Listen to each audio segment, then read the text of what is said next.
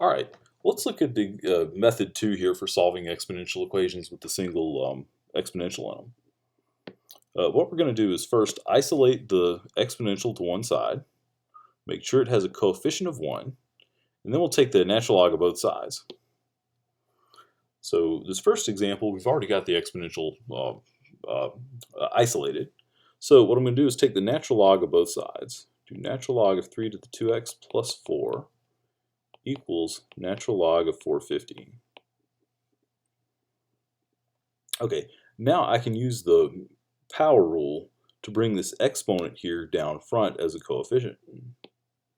So I get 2x plus 4 times ln of 3 equals ln of 450.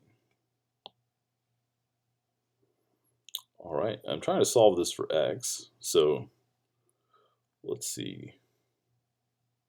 We'll divide both sides by ln of 450.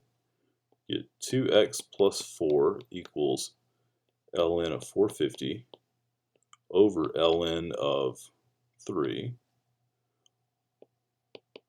Then we will take 4 off of both sides.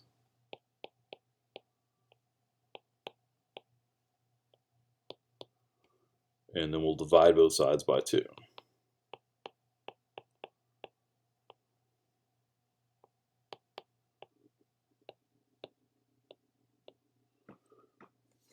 When I do that, I get ln of 450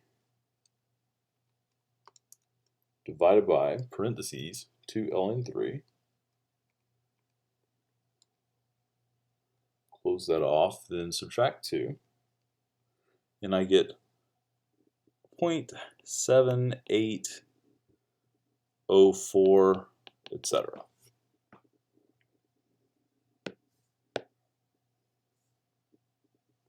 All right, let's test that.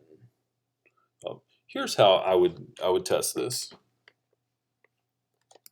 All right, so what I want to do on my calculator is put in, I'm just going to put 0.7804, and I'm going to hit the store button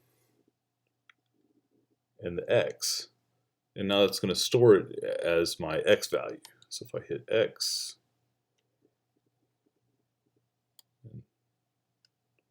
it gives me that. Now I'm just going to type this in. 3 raised to the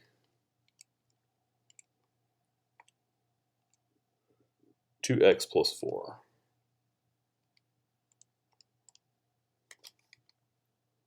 So it will evaluate this with the value of x in there.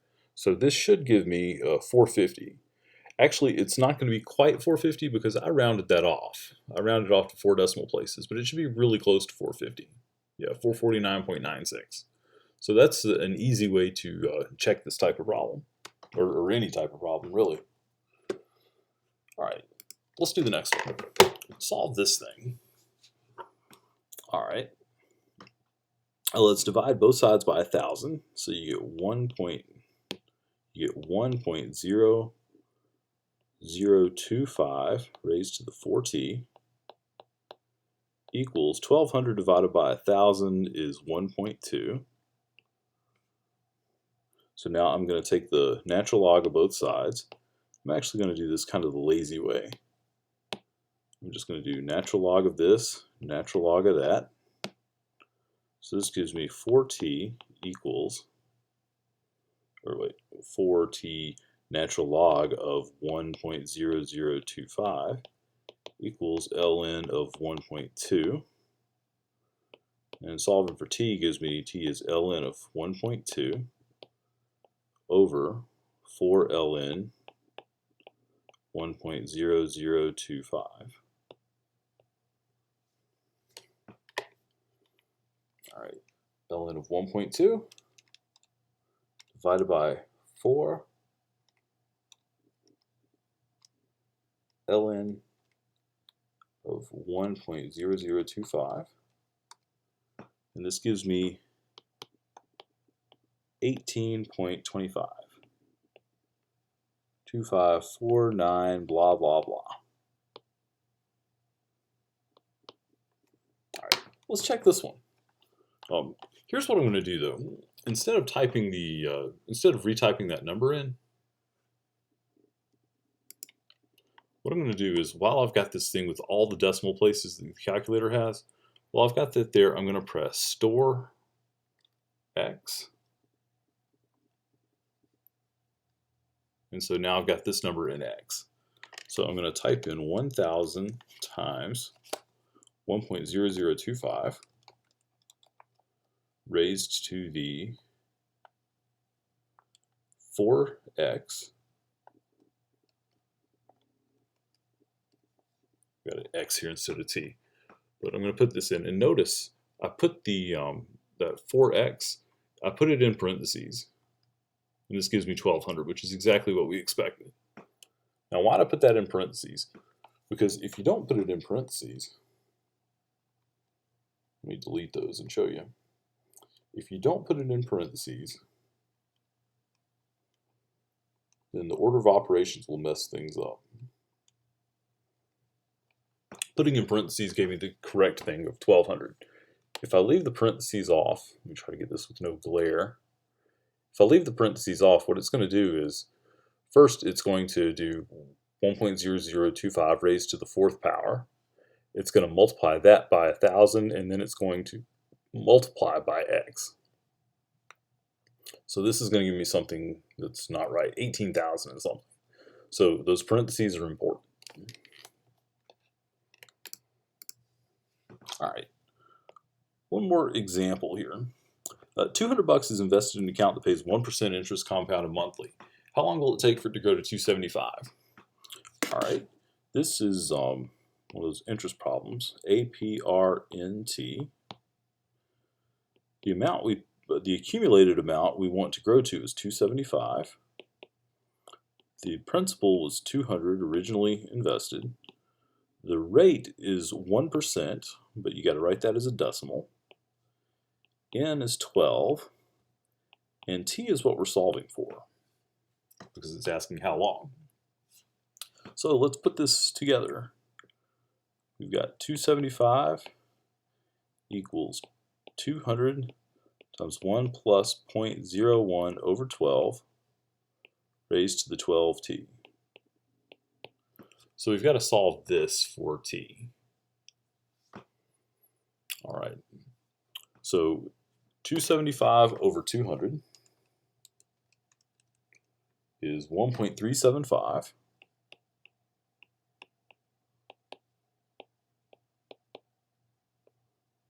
Let's see. 1.01 over 12, that's going to be a repeating decimal. I'm just going to leave it as 0.01 over 12 for now.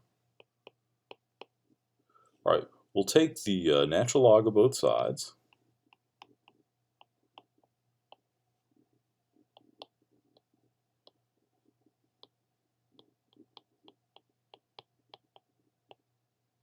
Raised to the 12t.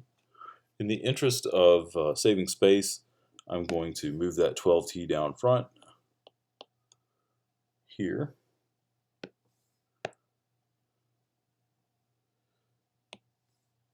And then, let's see, to solve for t, I guess I'll have to go down here. T is going to be ln of 1.375 over 12 times ln of 1 plus 0.01 over 12. All right, so I'm going to enter all of that into my calculator at once.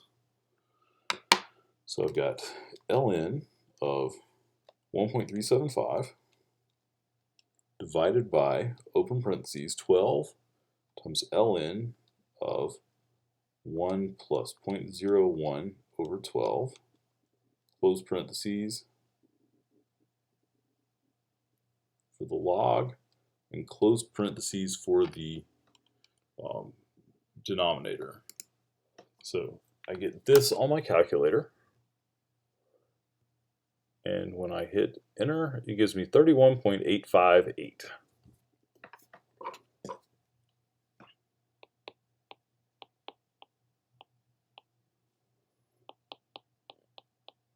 years. Now let's double check that because it's an ugly number, and I don't know, I want to double check it. So I'm going to store that into x, and then I'm going to do 200 times 1 plus 0.01 over 12 raised to it was 12t, so 12x in parentheses like this. And if that's the correct answer, this should give me $275. Sure enough, it works. All right, there is one little complication on this one though. I mean, this is almost the answer. That's how many years it would take, 31.858 years. But it's compounded every month. So it's you can't just wait any arbitrary amount of time. You'd have to wait until after a certain number of months. So how many months is that? Well, let's see. 31 times 12. That's 372 months for the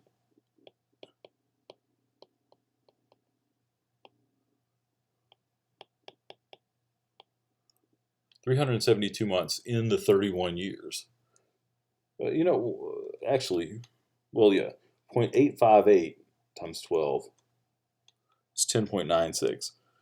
I'm making this more complicated by doing that.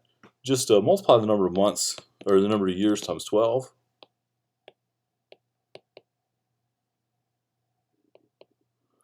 You multiply that times 12.